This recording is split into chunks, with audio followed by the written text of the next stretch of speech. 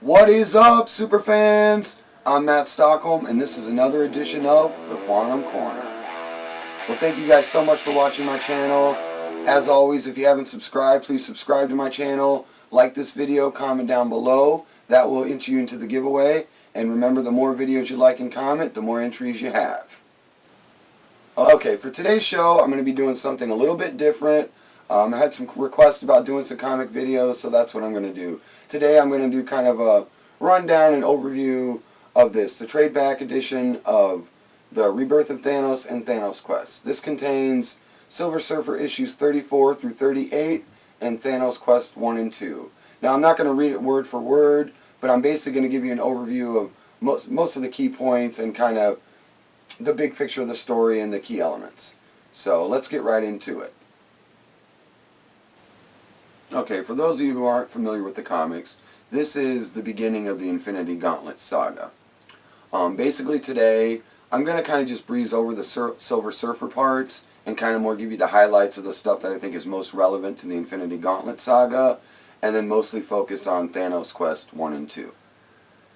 Okay, so it starts off with Silver Surfer on this desolate plain in some far-off galaxy, and he ventures into this cave-like entrance. Well, inside, he sees Mistress Death and her minions carrying in this locked box. We begin to see this familiar face rising out of the fog, and we see that Mistress Death has resurrected Thanos. Okay, well, this is where Silver Surfer and Thanos have their first run-in. It's over pretty quickly, and Thanos begins to reason with Silver Surfer, but also manipulate him. Well, eventually, he tells Silver Surfer what his plans are, to basically cull half of life, because there's more people on the Earth living, or in the galaxy living, than what's dead. And basically, this is upsetting to Mistress Death, who, if you don't know, Thanos is basically in love with Mistress Death. And he takes on this mission to try to basically win her heart. When Silver Surfer realizes what Thanos is going to do, then he comes on full attack. But Thanos basically tricks Silver Surfer into thinking that he killed him to kind of get him off his back for at least a little while. Okay, so a couple key points in the Silver Surfer issues. Issue 35 has this epilogue, and this is where you actually get to see Kronos, who's Thanos' grandfather, create Drax the Destroyer. Another really important part is you see Thanos show up to his ship, and Nebula, who is his granddaughter in the comics, is basically at the helm. And I think he takes this as kind of a betrayal, because this is where he punishes her and kind of puts her between that place of life and death. Definitely different from the MCU, and it happens way earlier on in the story. In the MCU, he doesn't torture her until he's got more of the Infinity Stones. But in the Silver Surfer issues, he hasn't even collected them yet. He's just basically come back from death, and now he's kind of seized control of his ship and his armada again. And he isn't too pleased with Nebula. Okay, so that's all I'm going to go over with for the Silver Surfer issues, but I encourage you to read this fully if you're really interested in it. It's definitely a really good story. It's very dark and kind of ominous, and this saga is definitely one that's it makes you feel very desolate and alone. So it's one of my favorites, and like I said, I would definitely encourage you to read it.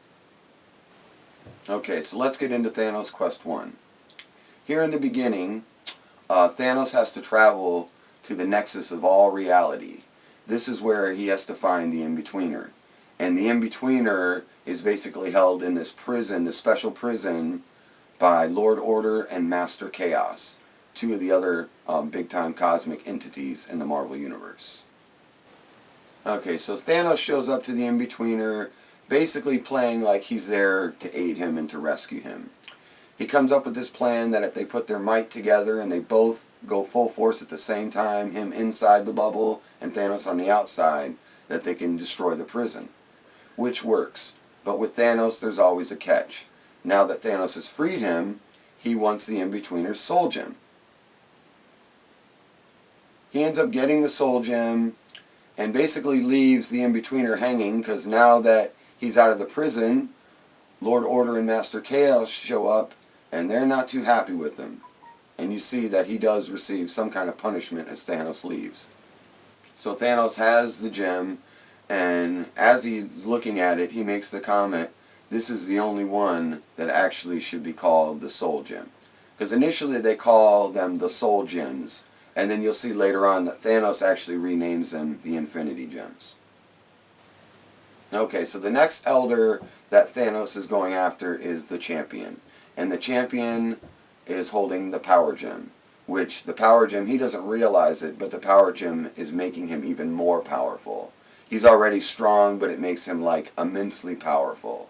So a lot of the elders that are containing these gems don't really know the true power of them or even how to use them. And you kind of see that as the story goes on. So Thanos shows up.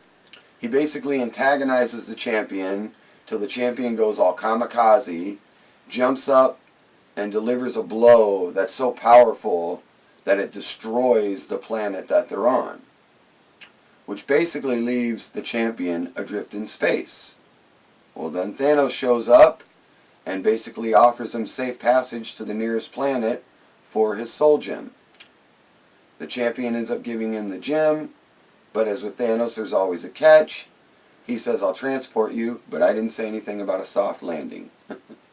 So that's Thanos for you. But he's got his second gem, and now he's on his way to this next elder. Another really cool little, what I believe is Easter egg with this scene, is you see when he gets the Power Stone that the planet's destroyed. Well, if you go back to Infinity War, when they took the Power Stone, when Thanos took the Power Stone from Xandar, you hear that he pretty much destroyed Xandar. So I think that is an Easter egg to the movie. Okay, so the next elder that Thanos is going to see is the gardener. The gardener loves his plants and flowers, and as you can see, has, different stuff blooming all over. Well, what he doesn't realize is he carries the time gem. And the reason that his plants are so beautiful is because he can basically freeze them in time at their perfect bloom. So Thanos shows up, and he really doesn't want to hurt the gardener, but he's not going to give up on his mission. Another cool real Easter egg here is that when the gardener tries to wrap Thanos in all these vines, and then he busts out of it, it's pretty much identical to the way that Groot tried to wrap him up in Wakanda, and he breaks out. And if you look at the two scenes and the way the pictures are lit, and the plant life, and the sunlight, this definitely has to be an Easter egg for Infinity War. So anyways, Thanos does what he has to do. He takes care of the gardener, and he gets the Time Stone.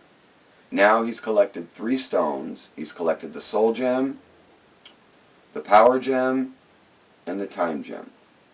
So now we go into Thanos Quest 2.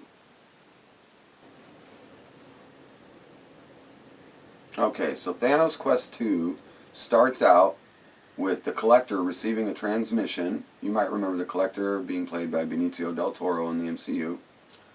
He receives a transmission from Thanos saying that Thanos wants his gem, but when he gets there he'll have something that the Collector will want even more. Alright, the next elder that Thanos goes after is the Runner. Now the Runner has super speed. He's kind of like Quicksilver or like Flash, but what he doesn't realize is he carries the Space Gem, and the Space Gem is the reason for his super speed. So basically he's kind of running circles around Thanos, antagonizing and teasing. Well, basically Thanos uses the Time Stone to first turn him to about 1,000,000 years old, and that slows him down quite a bit, and he takes the Space Gem. Well, then Thanos uses the Time Stone again and turns him into a little baby.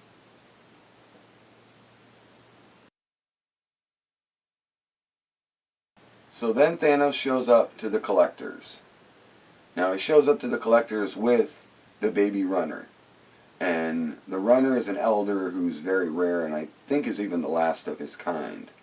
So basically the Collector wants to trade Thanos his gem for the Runner. And he even says to Thanos, oh, it's just a worthless piece of glass. What he doesn't realize is he has the reality gem.